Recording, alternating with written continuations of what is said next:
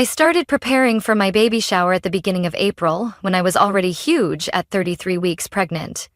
My little house in the suburbs of Portland, once quiet, was now filled with cardboard boxes, pastel balloons, and cloud-themed invitations. I didn't hire a planner, no one offered to help. I handled everything myself. Every dish, every ribbon, every soft track I picked to play as the guests arrived. I ordered a vanilla cake with lavender buttercream from my favorite bakery. Even though I didn't have much of a budget, I still wanted everything to feel right.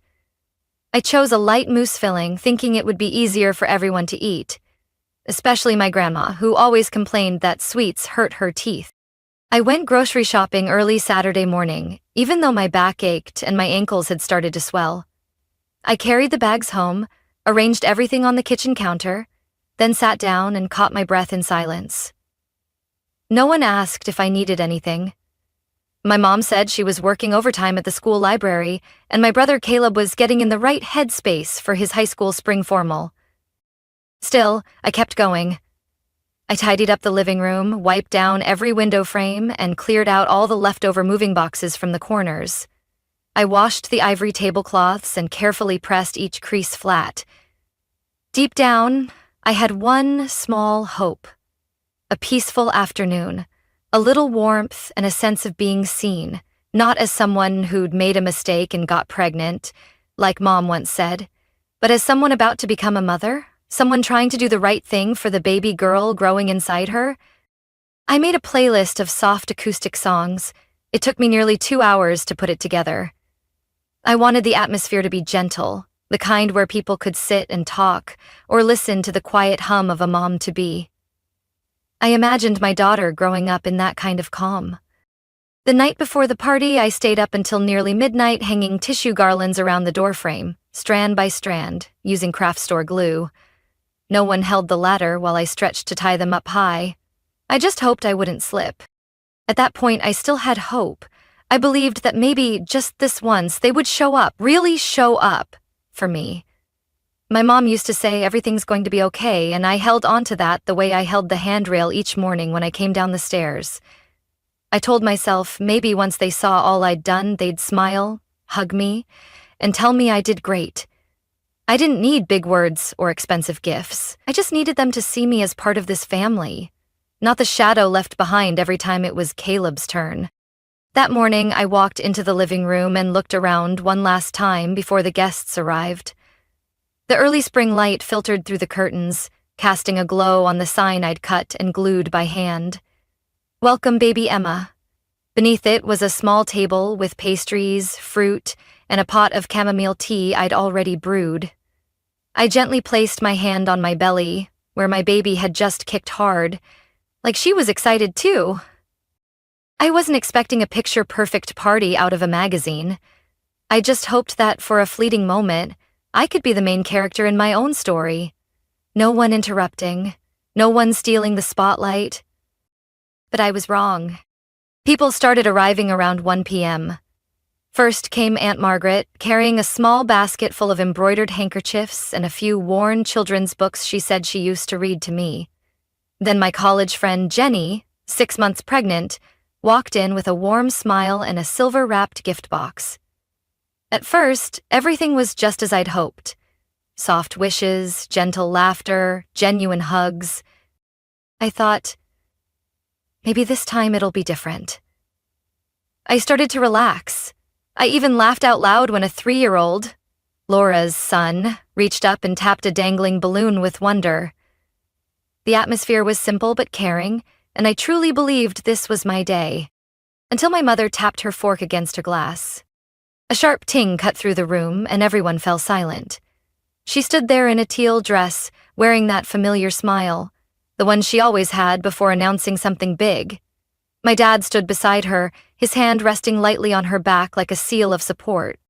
Before we cut the cake, my mother said in an oddly sweet voice, "We have some exciting news to share." I froze.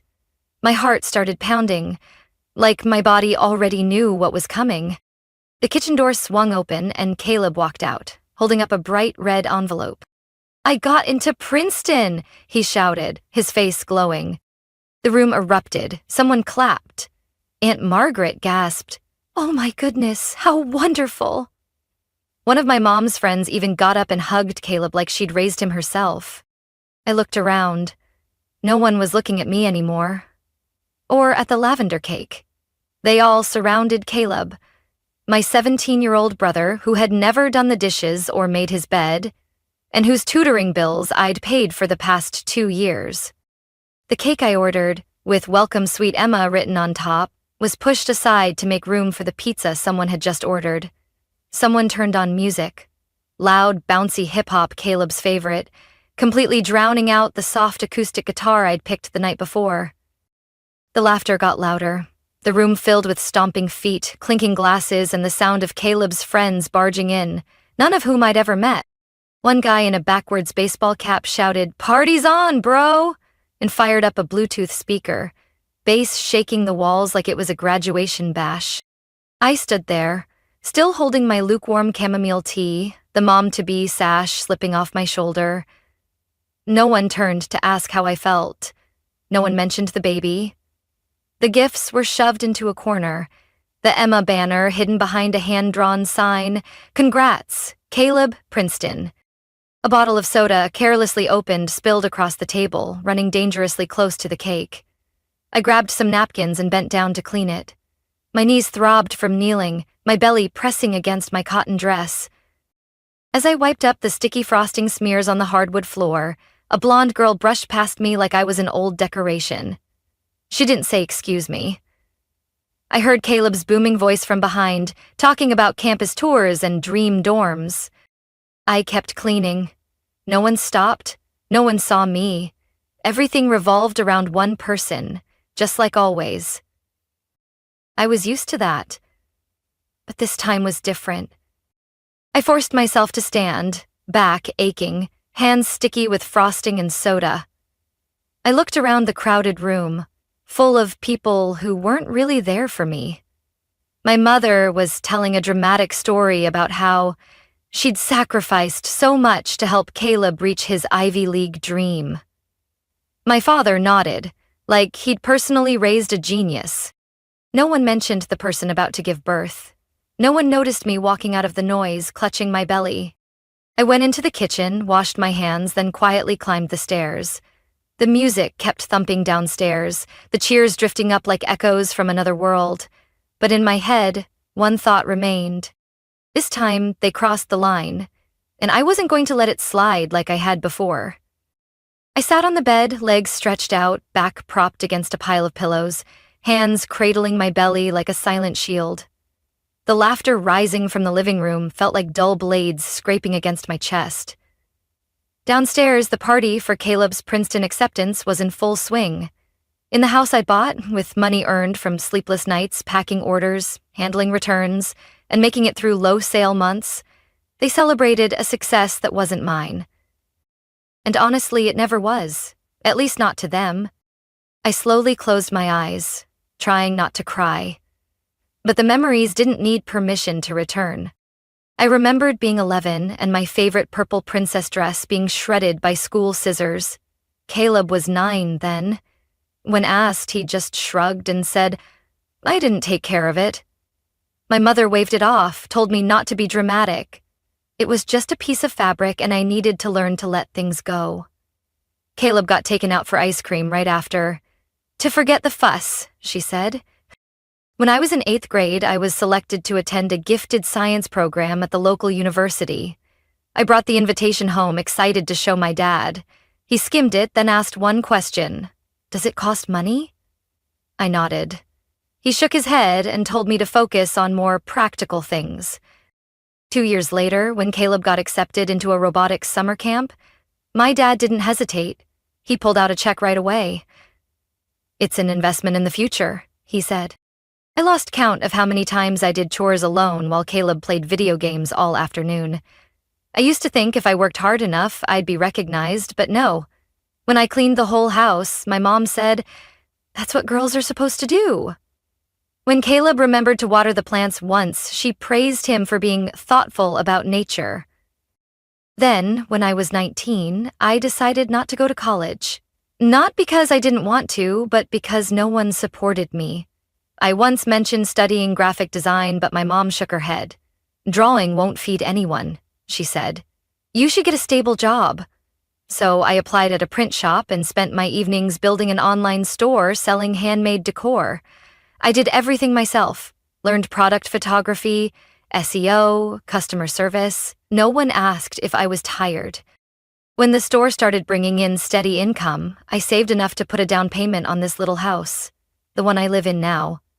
The one they moved into without asking after I gave them a tour to show off what I'd accomplished. I remember my mom's face so clearly.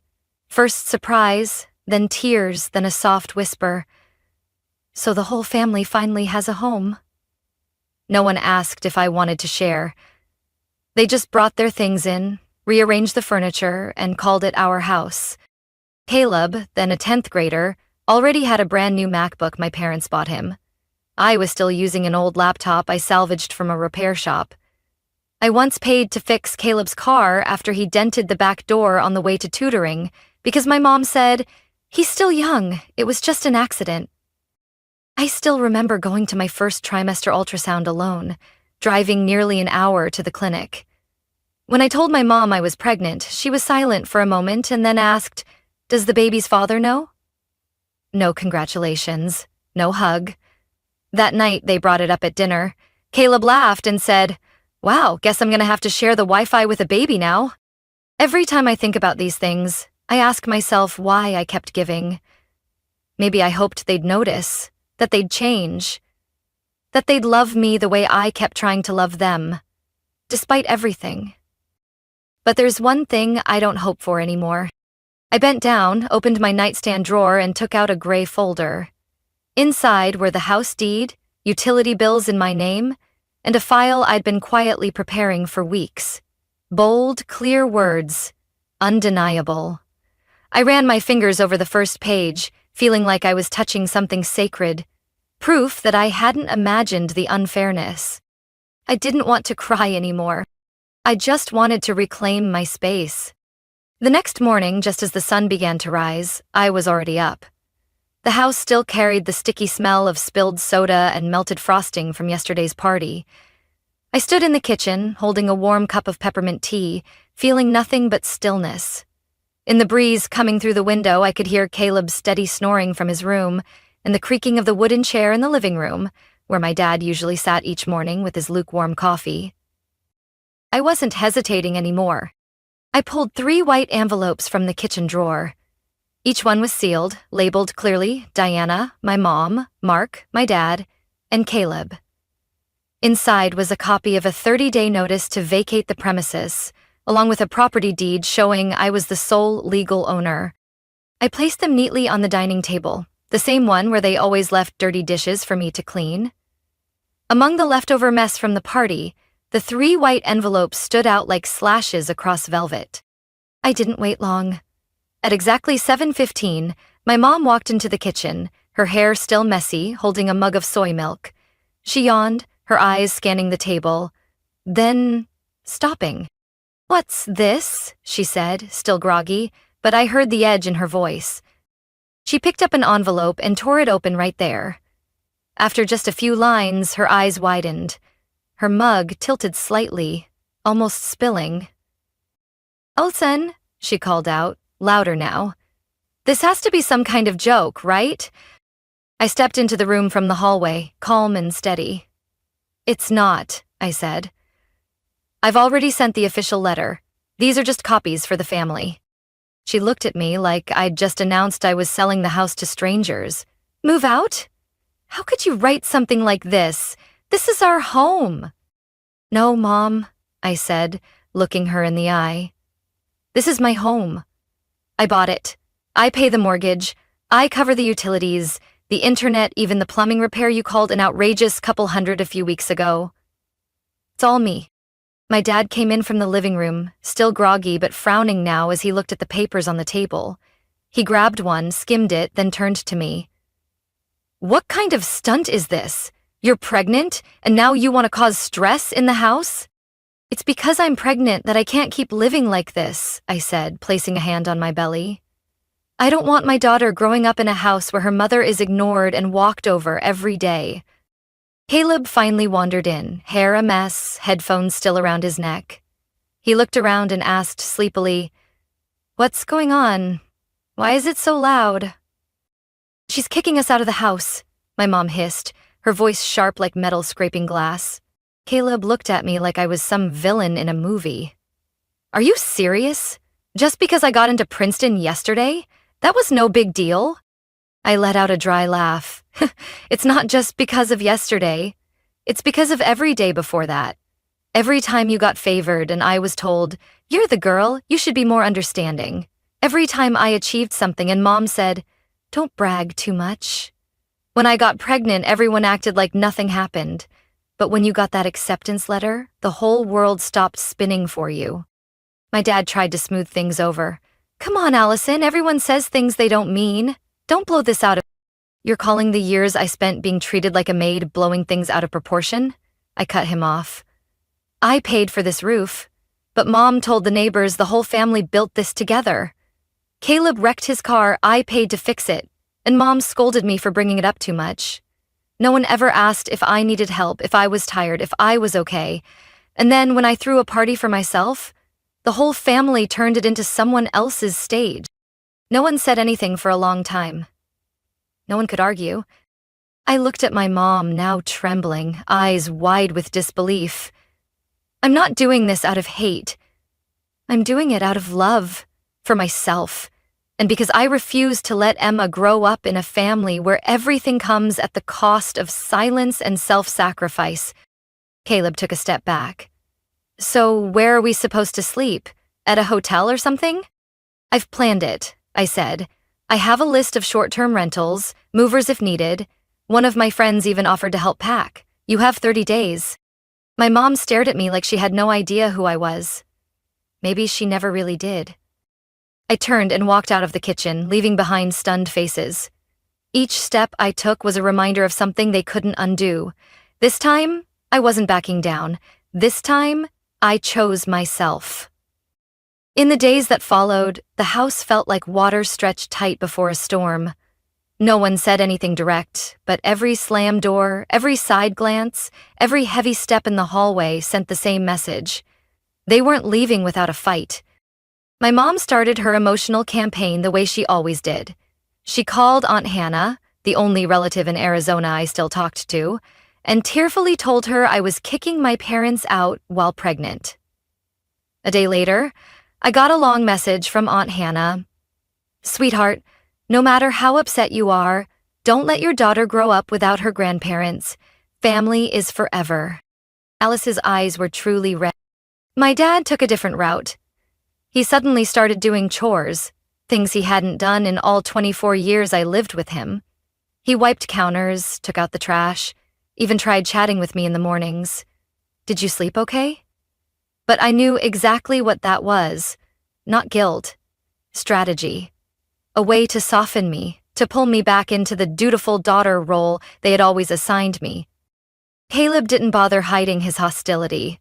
He started blasting music in his room, slamming doors every time he walked past me, and didn't hold back with snide remarks at dinner. One night, as I was arranging flowers on the table, he walked by and muttered, "Not sure how you plan to raise a kid when no one's around to help wash the dishes." I didn't respond. I just quietly tucked another sprig of lavender into the vase. Then things went beyond what any family should tolerate. One Tuesday morning, I received an email from a major supplier, someone I was negotiating with for a potential partnership next quarter. They said they'd heard some things from a relative about me showing signs of emotional instability and possibly being unfit to manage operations after giving birth. I sat frozen in my office, staring at the flickering screen, then exhaled slowly. I knew exactly who was behind it. I printed the email and filed it into the gray folder, the one where I kept all legal documents. I'd hired a lawyer the week before. She was a friend of an old friend, well-versed in legal eviction processes in Oregon, and not swayed by pleas like, "But they're your biological parents." But I didn't get angry. I didn't call to confront anyone.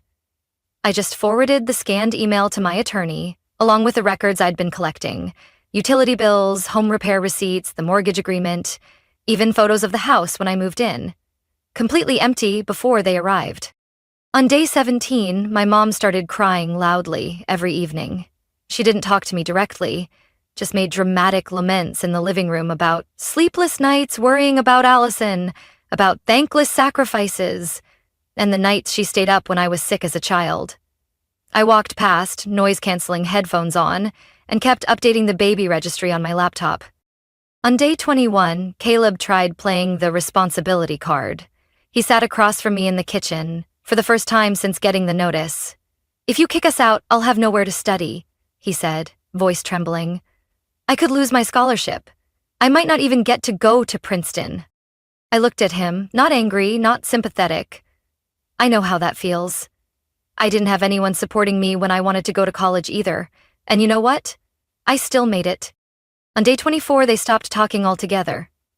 No more crying, no more guilt tripping, just a heavy silence, thick like fog. The kind that doesn't lead to reconciliation, only quiet preparation for the inevitable.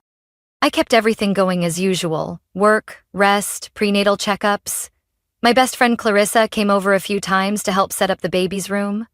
We played soft music, chatted about baby names, and picked out a few wall decorations. I tried to build a small world for my daughter, one where no one could take away my role as her mother. Day 30 arrived on a calm, sunny morning.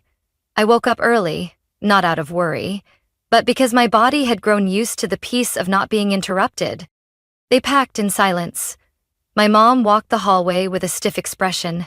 My dad said nothing as he dragged suitcases down the stairs. Caleb, the last to leave, stood in the doorway with his backpack slung over one shoulder, staring at me. "You'll regret this," he said, voice dry. "No one's gonna stand by you forever." I just nodded. And I don't need anyone standing beside me to be myself.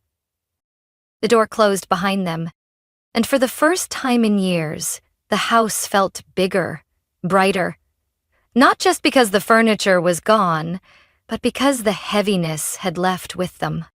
It's been over a year since that door shut behind them, and my little house has finally learned how to breathe again.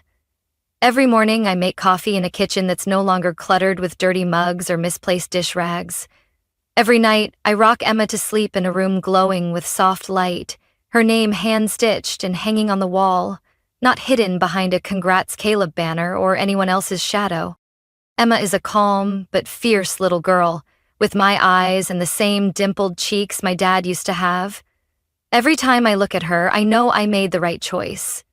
Not because of what I avoided, but because of what I've built. A real home. My business is steady. After giving birth, I took a month off and returned gradually, not because I had to, but because I wanted to. I've hired a delivery assistant and a part-time order manager. My small online shop is now listed among the city's trusted local businesses. I'm not chasing flashiness, but it's enough to keep me from worrying about bills anymore.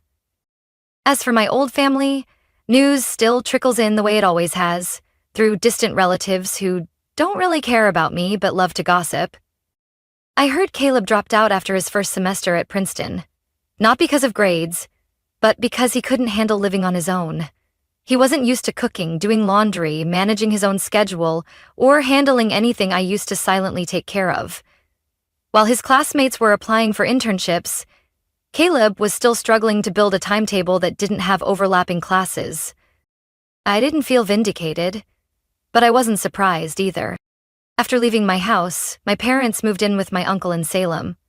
According to a cousin on my dad's side, they were given a small room and asked to get back on their feet. But within 6 months, tension erupted. My mom complained that the kitchen wasn't clean enough, while my dad refused to chip in for the electric bill, citing financial hardship. In the end, my uncle, once incredibly generous, asked them to leave. Since then, they've bounced around, sometimes in cheap motels, sometimes crashing with acquaintances, but nowhere lasted long. They never contacted me again, and I didn't try to reconnect either. Sometimes I still think about them, not with bitterness, but as a clear reminder, not every blood tie comes with real love. I gave them countless chances. I kept quiet, kept giving, sacrificed even the smallest things, hoping to be seen, to be acknowledged. But that recognition never came. Only growing entitlement and ingratitude. I don't regret letting them go. In fact, it was the first time I chose myself without asking for permission. One early autumn afternoon, with the leaves turning on the trees out front, I pushed Emma's stroller to the park near our neighborhood. She loved the rustling leaves, watching squirrels dart past, and would giggle every time I whistled at the sparrows. People say time heals all wounds. I don't fully believe that. What healed me wasn't time, it was action. It was standing up, clearing out the toxic space around me, and saying enough, even when my voice shook. Emma is growing up in a kind of gentleness I never had. She'll learn that love doesn't come from silence or submission, that a woman doesn't need to carry an entire family to be worthy of affection, and that sometimes strength doesn't mean powering through. It means knowing when to let go. One day, while putting away her toys, I opened an old storage box and found a few baby shower cards from last year. Some messy handwriting, a few generic wishes, and a handful of gifts I couldn't even remember who gave. I thought about throwing them away, but instead I placed them back in the box. Not because I missed them, but because I wanted to remember that I had once hit rock bottom and climbed out on my own. No one lifted me. I walked, one step at a time. From Allison's story, I realized that sometimes the bravest thing isn't forgiveness, it's letting go. Not every relationship is worth keeping, even when it's bound by blood. When you choose yourself, you're not being selfish, you're saving your own life. Allison didn't just reclaim her home, she reclaimed her worth. She proved that peace doesn't come from enduring in silence, but from setting clear boundaries and believing in yourself. What do you think about Allison's decision? Did she do the right thing by setting boundaries with her own family? Share your thoughts in the comments below. And don't forget to follow the channel for more heartfelt stories about family and finding your voice.